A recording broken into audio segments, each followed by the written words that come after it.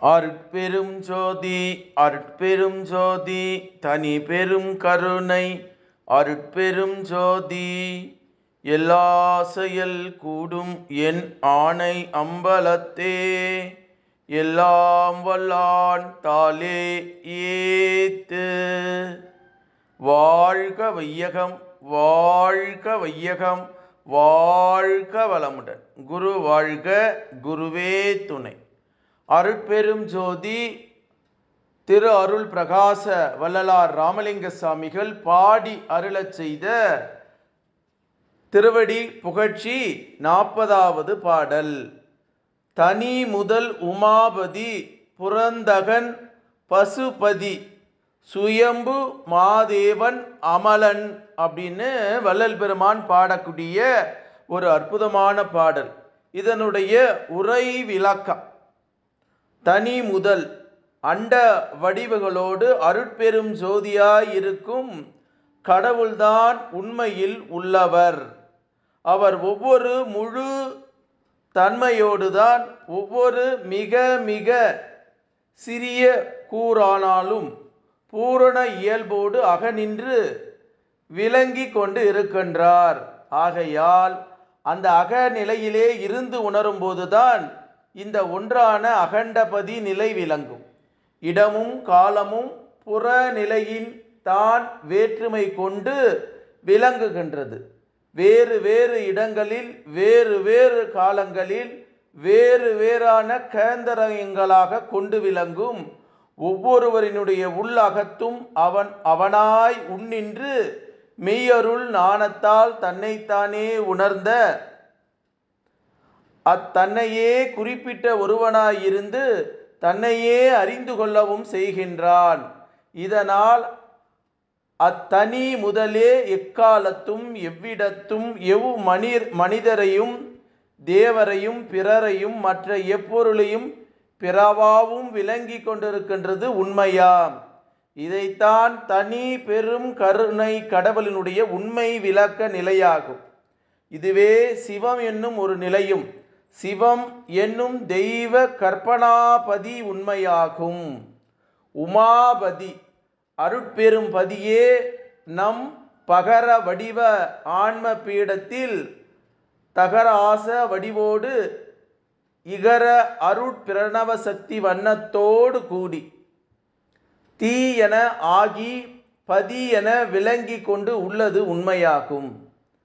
தனி தலைமை பெரும் பதி இப்படி நம் பதியாய் பதிநிலையிலே திகழ்கின்ற கற்பனை அல்ல, மெய்யே. இப்பதி நிலை நம் ஆன்மாவோடு இரண்டர கலந்து ஒன்றியுள்ள வடிவம் பர ஆகாச உருவம் ஆன்ம கடவுள் வண்ணமாகும்.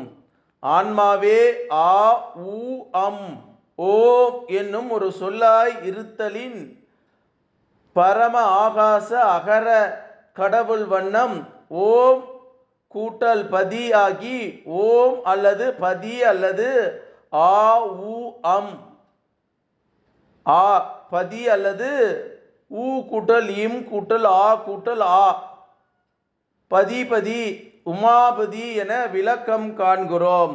இப்படி நம் கடவுள் ஆன்மா பிரிவுற்ற உண்மை நிலையே அத்வித அனுபவத்தில் அப்படியே விளங்க ஒரே வடிவில் ஈரியல் இறை உண்மை காட்டிட உமை பொருளா உமை பாகவன் அர்த்தநாதீஸ்வரன் உமையாளுடைய பாகவன் அர்த்தநாதீஸ்வரன் ஹரி அரண் முதலிய உருவங்களை சித்தி சிற்ப வடிவங்களில் வழங்கிவிட்டு உள்ளனர் நம் முன்னோர்.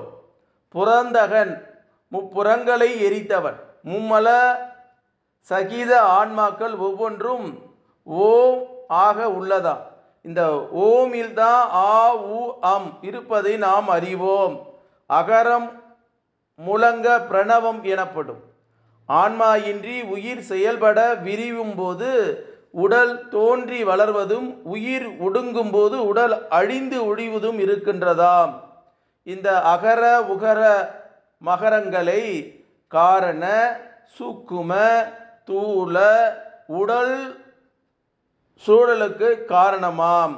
இதனால் இம்மூன்று விளைவே மும்மல தோற்றங்களும் ஆன்மாக்கு இறப்பு பிறப்பு இறப்பு தொல்லைகளை நீக்கி முத்தேக முக்தியின் வாழ்வு சேரவே மும்மலம் ஒழிவாக முப்புற தகனம் உபாயம் செய்யப்பட்டதாம். முப்புறம் முடிக்க இப்பக்குவ தேகமாக்கப்பட்டுள்ளதாம். இதில் பகர வடிவ ஆன்ம பீடத்தில் அருளொளி திரியோதா சாந்த நிலை வெளிப்படுவது பல்நிலையாக தோற்றுவிக்கின்றதாம். அக அருட்பேர் ஜோதி நிலையை பலவாக கற்பனை செய்யப்பட்டுள்ளது. விசார ஞானத்திற்கு கண்டதே புன்முறலால் சிறிது பல தெளிவான உண்மைகளை சுட்டுவதாம். மேல் அருள் அனுபவம் உண்டாக அருட்ஜோதி வெளிப்பட மும்மலம் நீக்கமும் மலமாய் தோற்றிருந்த அகர உகர மகரமே திருவருளால் ஞான பிரணவ சுத்த தேகமாக மாறி என்றும் விளங்குகின்றதா. இம்முப்புறங்கள் எரியப்பட்டன. அதனால் அபராதிகள் மூவரும் இழக்கவில்லை, பதி பத வாழ்வு பெற்றனர் என்பது புராண கற்பனை. இந்த புராண கற்பனையோடு புறந்தகன் என்பதில் புறம் என்றால் மல உடம்பு, அந்தகன் என்றால் ஆ உ அம் ஓம் என்னும் ஆன்மாவின் அகனின்று தகிப்பவன் ஆன்மாவின் மேல் உடல் உண்டாக அகமுடையவன் தகித்து ஒழித்து கொண்டு இருக்கின்றான். நிறை அருள் வெளிப்படும் போது மும்மல உடம்பு போய் அழியா முத்தேகம் கற்பூரம் மணக்க விளங்குவது வள்ளல் பெற்ற பேர்.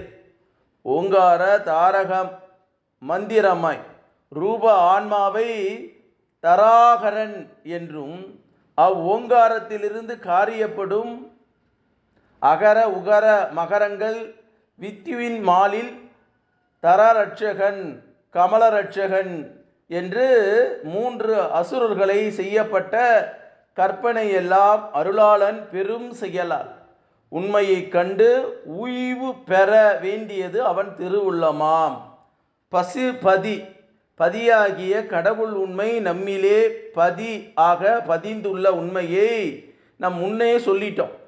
இப்போது நாம் அப்பதியோடு இருந்து கொண்டும் அறியாமல் இருக்கின்ற உண்மையை உணர்கிறோம். இதை தான் பசுபதி. விளக்க நிலையில் யாதெனில் சச்சிதானந்த பதியோடு இரண்டர கலந்தும் கூட உயிர் உடம்பில் பொறி உணர்வை புறம் போக்கிலே விட்டு நம் பதியினை பிரிந்து தலை உண்டு அல்லது பந்தப்பட்டு கிடக்கும் ஆன்மாக்களை எண்ணிக்கொண்டு வாழ்ந்து கொண்டு இன்ப துன்பங்களை உயர்ந்து கொண்டும் உள்ளோம். இந்த நம் நிலையைத்தான் ஆன்ம பசு நிலையாக பகிரப்படுகிறது. இந்த பசு சுபம் என்பதின் எதிர்நோக்கு தானே. இச்சுபம் தான் சிவம் என்றால் மாறுபட்ட தோற்றத்தில் நாம் அது தானே.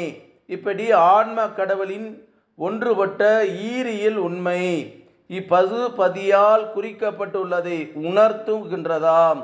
பதியோடு பிரிவர அன்பினால் கட்டப்பட்டுள்ள நாம் பிரிந்து கட்டுன்று கிடப்பதாக எண்ணி கொண்டிருந்து அப்பக்குவ அறியாமையை மெய் அன்ப பெருகி அருள் நாணம் ஏற்பட்ட போது பாசத்தனை அன்பின் பிடியாக விளங்கி பசுபதி வண்ணமாய் நாமே அனந்த வாழ்விலே திகழ்கிறோம்.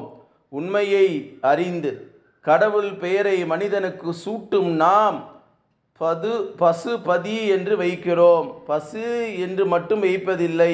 ஏன்? மனிதன் ஆன்ம பசு மட்டுமல்ல, பசுவே பதியே அவன். சுயம்புனா தானாக தோன்றி விளங்குவன். முன்பு ஒரு இடத்திலே சுயம்பு எனப்பட்டவன். அதற்கு இப்பொருளே கண்டோம். சுயம்பு என்பதற்கு இயற்கையிலே தானாய் தோன்றி இலங்குகின்றது என்றது பொருந்தும். இங்கே சுயம் சத்தாகிய கடவுளும் சித்தாகி தோன்றி விளங்குபவன் என்ற பொருள் கொண்டு விளங்குகின்றதாய் அறிய வேண்டும். மாதேவன் தீ அல்லது தேய்வு வாய்வு சொல்றாங்க இல்லையா, அம்ச ஒளி உடம்பு தேவர் எனப்படுவார். அகண்ட பெருவழி நின்ற அருட்பெரும் ஜோதி கடவுளே நம் ஆன்ம கடவுள் ஜோதி அணுவை திகழ்களின் நம் பதியை ஈண்டு தேவருக்கெல்லாம் மேற்பட்ட தேவாதி தேவனாக மகாதேவனாக மொழிய பெறுகின்றார். மேலும் மகாதேவன் என்பதில் மகம் அல்லது இம் அகம் நம் ஜோதி ஆன்மாவை சுட்டுவதாகும். தேவனாகிய தெய்வ ஜோதி மாயோனை சார்ந்து மகாதேவனாகி மாதேவனாக விளங்குகின்றதாம். அமலன் அருள் உண்மை விளக்கம் கண்டு கொள்ளப்படாதவரை மனிதன் கடவுளை அயலிலே இருந்து மதிப்பிடுகிறான். தன் இழிநிலை சிறுமையும் அவன் உயர்நிலை பெருமையும் எண்ணி எண்ணி எண்ணி ஆழ்த்தி கிடக்கிறான். தன் சிறுமை மனப்பான்மையை விட்டு மேல் சொல்ல முடியாமல் போற்றியும் பணிந்தும் துதித்தும் ஓர்மையோடு பாவித்தும் தியானித்தும் நெடுங்காலம் தவம் கிடந்தும் பேரறவத்தை பற்றி கொண்டு இருக்கின்றான். இது சமயம்தான் அருட்கண் விழிப்பு ஏற்பட்டுள்ளது. அருட்பெரும் ஜோதிபதி எங்கெங்கும் யாவையுமாய் காண்கிறான்.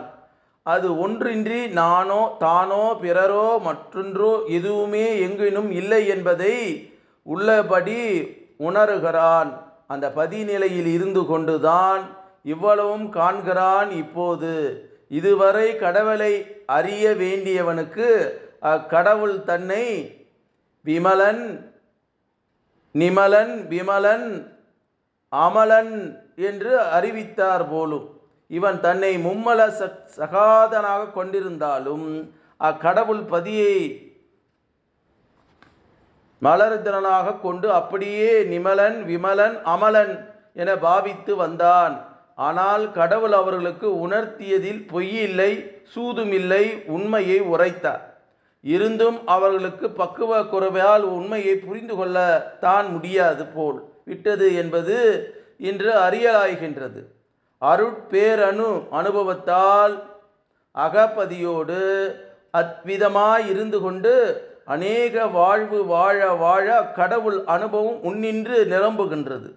இதனால் இந்த அநேக சுத்த சன்மார்கிகளுக்கு சிறிது சிறிதாக கடவுள் அனுபவம் கை கூடுகின்றதாம். வள்ளல் பெருமானுக்கு அந்த கடவுள் அனுபவம் நிறைவேறிவிட்டது. அவர் மூல மனிதனின் மும்மல உண்மையும் கடவுளினுடைய மும்மல உண்மையும் தெளிவாகிவிட்டன. கடவுள் மலமல்ல மனம் என்று சொல்ல வேண்டும். கற்பூர நன்மனமே கடவுள் திருமேனி சுத்த பிரணவ நாண வடிவ கற்பூர மனத்துடன் எங்கும் உள்ளிடாயிருந்து வேறு வேறாய் வெளிப்பட்டு எங்கும் நிறைந்துள்ளதாம். அருட்பேறு அனுபவத்தில் அகமிருந்து அநேக வாழ்வு கொள்ளும்போது வள்ளலாருக்கு திருதேக சித்தியும் வந்துவிட்டதாம். இங்கே குறிப்பிட்டுள்ள அமலன் அகல் வான் வெளி முற்றும் அறியாதவாறாய் நிரம்பியிருக்கும் கற்பூர பெருமை வடிவோடு உணர்த்துகின்றதாம். இத்தோடு கடவுளனுடைய விமல கற்பன வடிவம் சுத்த சன்மார்க்க அன்பர்களுக்கு தோன்றி மறைந்து கொண்டு உள்ளது. நிமல கற்பூர வடிவ நிலை அகவடிவாய் புதைந்து கிடக்கின்றது. பக்குவத்தை அனுபவம் ஏற்படும் போது புற உடலும் மனம் பெறுவது திண்ணம் என்று வள்ளல் பெருமான் சொல்வதாக சாமி சரவணானந்தா அவர்கள் சொல்லக்கூடிய இந்த அற்புதமான உரை விளக்கம். வள்ளல் பெருமானுடைய இந்த பாடல்ல தனி முதல் உமாபதி புரந்தகன் பசுபதி சுயம்பு மாதேவன் அமலன்னு சொல்றார். ஆகவே இது ரொம்ப நீண்ட நெடுக்க விளக்கத்தை சாமி சரவணானந்தா அவர்கள் சொல்லியிருக்கிறாரு. இந்த கருத்தை படித்து புரிந்து கொள்ளுமாறு கேட்டுக்கொள்கிறேன். அருட்பெரும் ஜோதி அருட்பெரும் ஜோதி தனி பெரும் கருணை அருட்பெரும் ஜோதி எல்லாம் செயல் கூடும் என் ஆணை அம்பலத்தே எல்லாம் வல்லான் தாளே ஏத்து.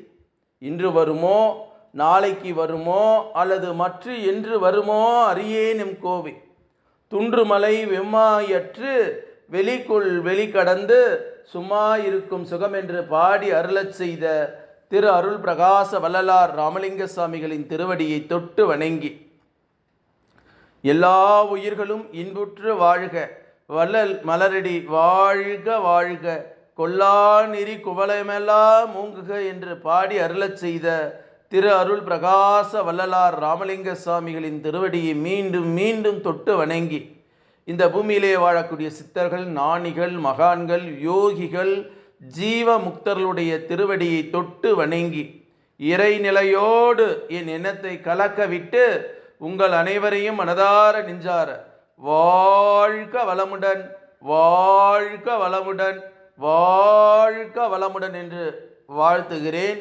அருட்பெரும் ஜோதி, அருட்பெரும் ஜோதி, தனி பெரும் கருணை, அருட்பெரும் ஜோதி என்ற மகா மந்திரத்தை வான்காந்தத்தில் கலக்கவிட்டு வாழ்த்துகிறேன். நன்றி, வணக்கம். வாழ்க வளமுடன்.